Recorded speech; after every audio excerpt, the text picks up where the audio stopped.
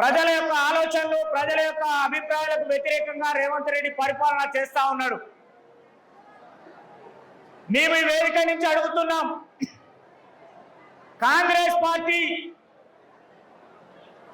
వృద్ధురాళ్లకు ఒంటరి స్త్రీలకు 4,000 ఇస్తా అన్నారు, ఇయ్యలే. రైతులకు 15,000 ఇస్తా అన్నాడు, 12,000 ఇచ్చారు, ఒకటేసారి ఇచ్చాడు. రైతులకు రైతు బీమా ఇస్తా అన్నాడు, ఇవ్వట్లే. కౌలు రైతులకు పెట్టుబడి ఇస్తా అన్నాడు, ఇయ్యట్లే.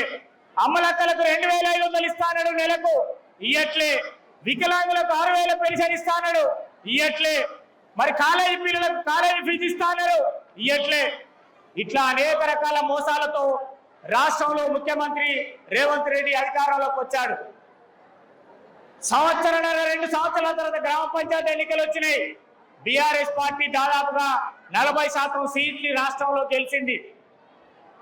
మరి ఇప్పుడు మున్సిపల్ ఎన్నికలు వస్తున్నాయి. ఈ మున్సిపల్ ఎన్నికలలో తొర్రూరు మున్సిపాలిటీలో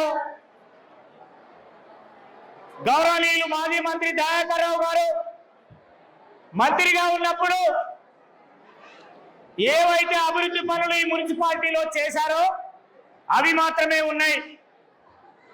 సుమారుగా 100 కోట్ల పైచీలకు అభివృద్ధి పనులు తొర్రూరు మున్సిపాలిటీకి దయాకర్ రావు గారు తీసుకొచ్చారు. ఆ పనులలో ఇంకా 30% 40% పనులు అక్కడనే ఉన్నాయి. మరి దీనికి కారకులు ఎవరు? మీరు ఎన్నో ఆశలు పెట్టి ఇక్కడ ఓట్లేసినటువంటి కాంగ్రెస్ పార్టీ ఎమ్మెల్యే యశస్విని రెడ్డి గారు ఎక్కడ కూడా సంపూర్ణంగా ఏ అభివృద్ధి పథకాన్ని కూడా చేయట్లేరు.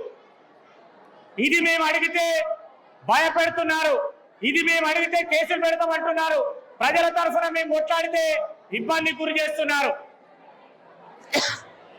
ఈ ఊర్లో సారు 220 డబుల్ బెడ్రూమ్లు కట్టారు.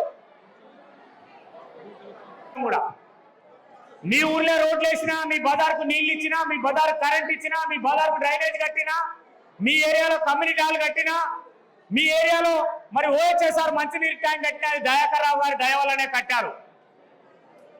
నిన్న ఒక 8 కమ్యూనిటీ హాల్ ఓపెన్ చేసింది ఎమ్మెల్యే గారు.